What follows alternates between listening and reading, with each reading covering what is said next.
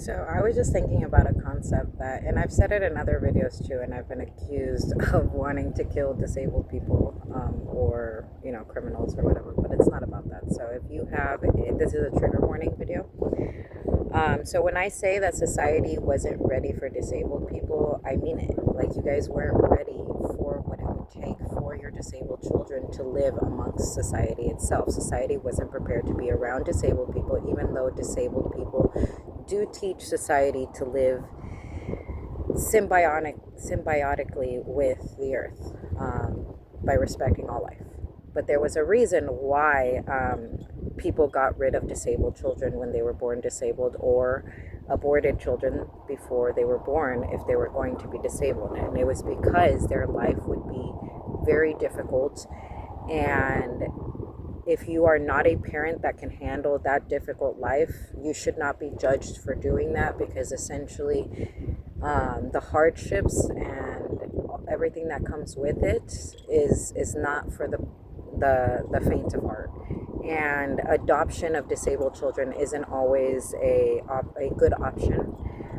However, that is how many disabled children who got the opportunity to live did get to live long lives, okay? But again, even if you are the person adopting these disabled children, you need to understand, if you're not creating a world for them to be able to thrive in, you're literally just keeping them alive to suffer if you pass away. Okay, and there is no judgment in that. It's just the reality of what it is. So with that said, I want to remind you of all of these children that are mentally disabled because they were put on drugs since they were fucking in elementary school because of abusive parents, okay? Parents lying about their children's behavior and the reason of why it existed, and then the children paying for those lies of immature parents, okay? And essentially, I understand that there are some conditions that make children very aggressive and so on and so forth. However, some of these children that were placed on these medications had behavioral issues because of their parents, and not necessarily because of their conditions. It was solely exacerbated. Their conditions were exacerbated by the behaviors, which made it seem like they were the problem.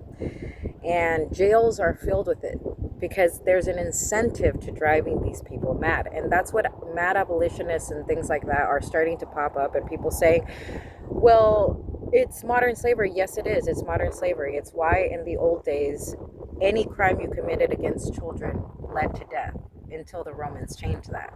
Because why? Tribal systems did not permit that. Do you see what I mean?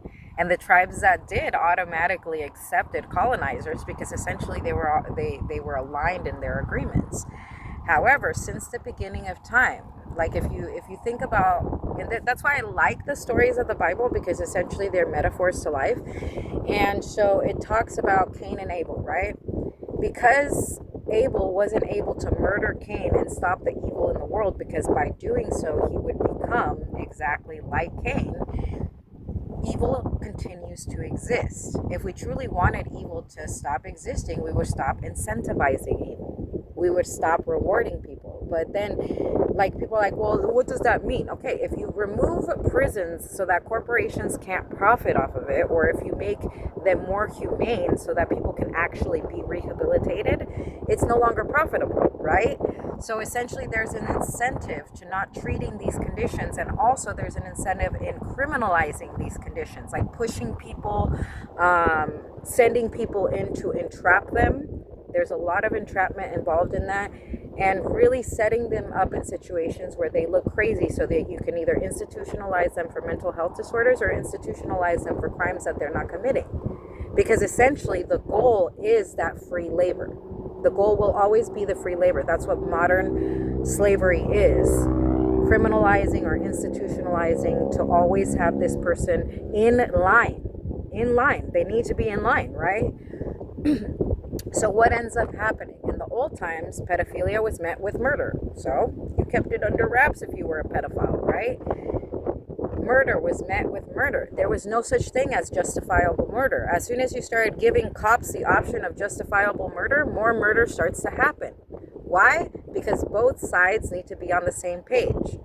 If we're sending everybody to jail for murder, there's no such thing as justifiable murder. even if you were defending yourself. That's why a lot of women who have murdered their husbands have absolutely no problem with being in jail, because they knew that they were going to go to jail for defending themselves. Does it suck? Yeah. Does it? But however, did it stop the problem? Absolutely. So essentially, if you don't try to rehabilitate these people so that they can be out in society, what will happen? Those people get used for modern slave trade. It's like indentured servants, but in the modern version of it. So you have to be okay with either excluding criminals from society and being hyper vigilant of when they're going to commit a crime against that society, because they're being excluded, because any human being who is treated without dignity or humanity is going to become a terrible human being. They're going to lose their humanity entirely. So if you're not thinking rehabilitation, if you're just thinking institutionalization without rehabilitation, you're just part of the problem.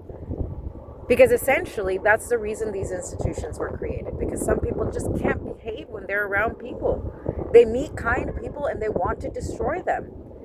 So, do we want institutionalization for these people? Do we want them to be living in their own spaces and places, creating movements that are harmful for our society? Or do we want to really rehabilitate them? Do we want to abolish crime? Then we have to abolish crime both in the government and by the criminals, because otherwise the government is incentivized to create criminals for that system. See where I'm going with this? Essentially, we have to be prepared for a very fucked up society where we're going to have to self-police if you abolish jails and the criminal system. We have to self-police. That means if your friends are raping their girlfriends, if your friends are committing crimes, you're going to have to put a stop to it. Are you ready for that? Because the majority of you aren't ready to call out the people around you, which are the only people you can affect by being the example. You can't really change the way they are, but you can stop hanging out with people like that so that they know that their behavior is not acceptable, at least not in your presence. And it really sucks, because then some people will fake being a certain way to be around you, because they know if they were themselves, they wouldn't have access to you. But essentially, that is what humanity is about, learning to navigate these things. And without the criminal system, that's what will happen, because there's corruption on both sides. And there's incentives on both sides to fuck with people, to institutionalize them, whether it's mentally or criminally. And as long as that still exists, the problem will always exist.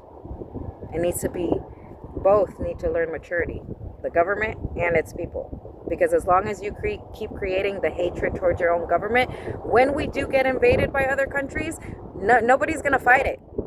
Except for the people who want to keep their fucked up ways. Remember that. Because you're creating a people that hate and do not trust the government because of this behavior. But you're also creating a government that doesn't trust its people with its behavior, because they know how fucked up and corrupt they are. So they expect fucked up, corrupt people, because they're creating them. Get that through your head. Don't let them create that in your own body. Stand up to it. I love you and have a beautiful day. Abolition must come with a responsibility and accountability for the individuals that you're going to take out of those prisons, because the crimes will be on you.